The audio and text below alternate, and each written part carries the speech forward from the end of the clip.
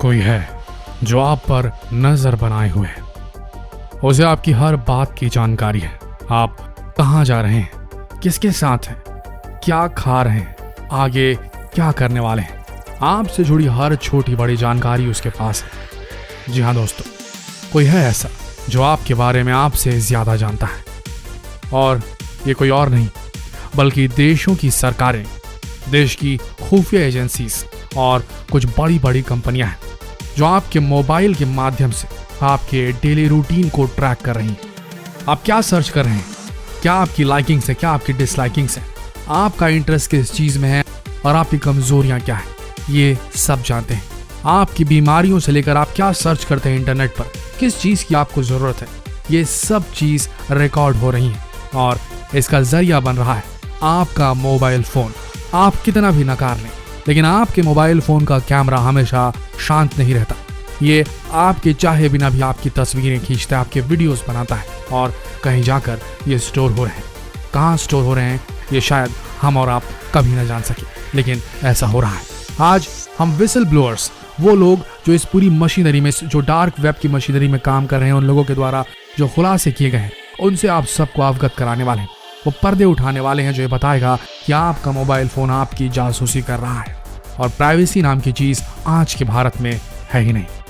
आपको बता दें, आपकी पर्सनल बेहद इंटीमेट जानकारियों को बेटर टारगेटेड एड्स बनाने वाली कंपनियों को अच्छे और मोटे मुनाफे के साथ बेच दिया जा रहा है। इस वीडियो में हम आपको बताएंगे कि ये कंपनियां या खुफिया एजेंसीज और देशों की सरकारें किस तरीके से हमारे डेटा को हमारी इजाजत के बिना निकाल रही हैं और एनालाइज करके हमारे बारे में पूरी प्रोफाइलिंग कर ले रही हैं और हमारे बारे में सब कुछ जान पा रही हैं। वो पहला तरीका जिससे ये कंपनियां सेंध मार रही हैं हमारी प्राइवेसी में। जब भी हम कोई ऐप अपने मोबाइल में इंस्टॉल करते हैं तो बिना सोचे समझे ऐप्स की परमिशन को अलाउ कर देते हैं। अब थोड़ी बहुत अवेयरनेस हुई है, लोग डिनाई करते हैं, लेकिन आपने देखा होगा कि आपका पसंदीदा ऐप बिना अलाउ बटन दबाए काम ही नहीं करता। क्या आपको पता है, ऐसे कई ऐप्स हैं जो गुप्त रूप से या छुपे हुए सॉफ्टवेयर के साथ एम्बेडेड आते हैं और जिसके बारे में हमें कोई भी जानकारी नहीं रहती, और हम इन ऐप्स को मोबाइल पर जाने अनजाने या फिर बहुत ज़रूरत की वजह से इन ऐप्स को हम इंस्टॉल कर लेते हैं और सारी परमिशन अलाउ कर देते हैं। अगर हम ऐप का यूज़ ना भी करें तो भी ये ऐप्स, सॉफ्टवेयर आपके मोबाइल बैकग्राउंड में हमेशा चलते रहते हैं, जो आपके मोबाइल का माइक्रोफोन यूज़ करके आपके आसपास होने वाली हर चीज़ को रिकॉर्ड कर लेते हैं।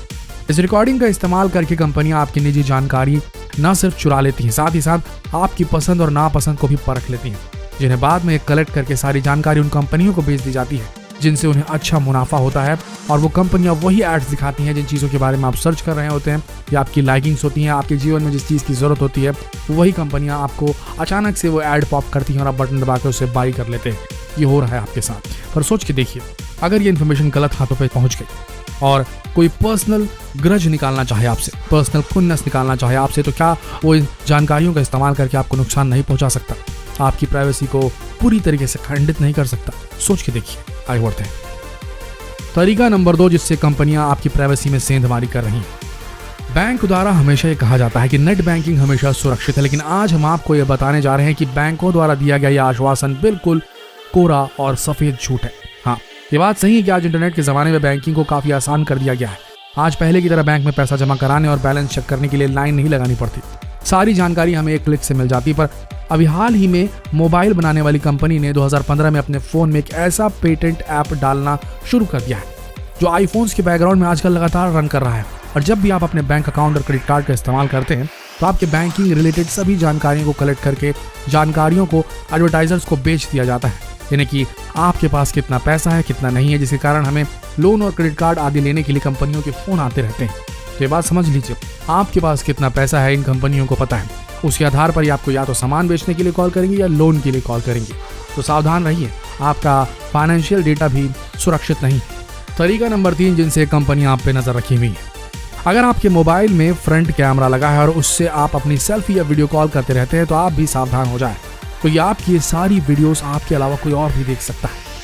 एनालिटिक्स नामक कंपनी ने एक ऐसा सॉफ्टवेयर तैयार किया है जो लोगों के चेहरे के हाव भाव को देखने और विश्लेषण करने के लिए कंप्यूटर, लैपटॉप या मोबाइल के वेबकैम का इस्तेमाल कर आपकी वीडियो को रिकॉर्ड कर आपकी जानकारी विज्ञापन बनाने वाली कंपनियों को बेचकर अपनी जेब भारी कर सकते हैं। यानी कि वो आपके चेहरे के हाव भाव को देखेंगे और परखेंगे कि सामने वाले का मूड कैसा है। अगर मूड जिस चीज़ के लिए कर रहा हो, यानी कि मूड अच्छा हो तो उसे उसी समय ऐड दिखाया जाएगा, या मूड रोमांटिक होगा तो उसको वैसे किस्म के मैट्रिमोनियल वाले एड्स दिखाए जाएंगे। अगर मूड किसी चीज़ को बाई करने का हो या किसी चीज़ को पाने की हसरत हो, ऐसा अगर एक्सप्रेशन होता है तो फिर आपको कोई बड़ी चीज़ बेचने के लिए आपको ऐप्स जो हैं वो ऐड दिखाएंगे। तो इस तरीके से ये कंपनियां पूरी तरीके से आपको ट्रैक कर रही हैं। आपकी बॉडी लैंग्वेज, आपके फेशियल एक्सप्रेशन, सबको ट्रैक किया जा रहा है। तरीका नंबर 4 जिससे कंपनी आप पर नजर रख रही है। क्या आपने कभी सोचा है कि इस एडवांस जमाने में कोई आपकी जानकारी मोबाइल के अलावा गाड़ी के नंबर प्लेट से भी निकाल सकता है? और ऐसा हुआ भी है। इन कंपनियों ने दुनिया भर में ऐसे लाइसेंस प्लेट स्कैनर स्टोर किए हैं जो उस रास्ते से जा रही गाड़ियों के नंबर को स्कैन कर डेटा को एक जगह पर एकत्रित कर देते हैं और इस डेटा को बीमा कंपनी आदि को बेच दिया जाता है। आपको जानकारी दे देते हैं कि लाइसेंस प्लेट का डेटा $multi-billion का बिजनेस एम्पायर बन चुका है। इन्हें खरीदने वाली कंपनियां जोर देकर कहती हैं कि वे आपका डेटा और निजी जानकारियां किसी को नहीं दे रही, लेकिन वो अपने ग्राहकों को केवल आपके लाइसेंस प्लेट नंबर बताते हैं, ना कि आपका नाम। लेकिन इस बात को आप भी जानते हैं कि गूगल में ई परिवहन में आपकी गाड़ी का नंबर डालते ही ये जानकारी आसानी से कोई भी ले सकता है कि गाड़ी किसके नाम पर है। तरीका नंबर 5 जिससे कंपनियां आपकी प्राइवेसी में सेंध मार रही हैं। आप अस्पताल बीमारियों से अपने आप को सुरक्षित रखने के लिए जाते हैं, पर वहां भी आपका डेटा सुरक्षित नहीं। जब भी हम अस्पताल जाते हैं वहां अपना नाम और अपनी पूरी पर्सनल जानकारी के साथ साथ कौन कौन सी दवाइयां ले रहे हैं इसकी जानकारी भी हॉस्पिटल को देते हैं और हम सोचते हैं कि हमारी जानकारी केवल डॉक्टर तक ही सीमित रहेगी, पर ऐसा कुछ भी नहीं होता। ये अस्पताल आपकी जानकारियां इंश्योरेंस और फाइनेंस रिलेटेड कंपनियों को बेच देते हैं और फिर आपको मेडिकल इंश्योरेंस और इन्वेस्टमेंट से रिलेटेड कॉल आने लगती है। आपको शायद ये बात मालूम ना हो, लेकिन यहाँ हम अपने दर्शकों को बताना चाहते हैं कि बहुत बड़ी कंपनी जिसका नाम हम नहीं ले सकते, उन्होंने हाल ही में अपने कर्मचारियों को कई अस्पताल भेजा था ताकि मरीजों के डेटा बेचने के लिए अस्पताल को मनाया जा सके और फिर वहां से जो इंश्योरेंस कंपनियां हैं वो टेली मार्केटिंग कॉल करके ऐसे मरीजों को रिझाएं जिन्हें लगता है कि उनकी जिंदगी अब खत्म होने वाली है। इस तरीके से किसी को लूटना क्या वाकई में इंसानियत की निशानी है? हमें तो नहीं लगता, हमें तो बिल्कुल अमानवीय लगता है। तरीका नंबर 6 जिससे कंपनियां आपकी पर्सनल डिटेल्स पे हाथ साफ कर रही हैं।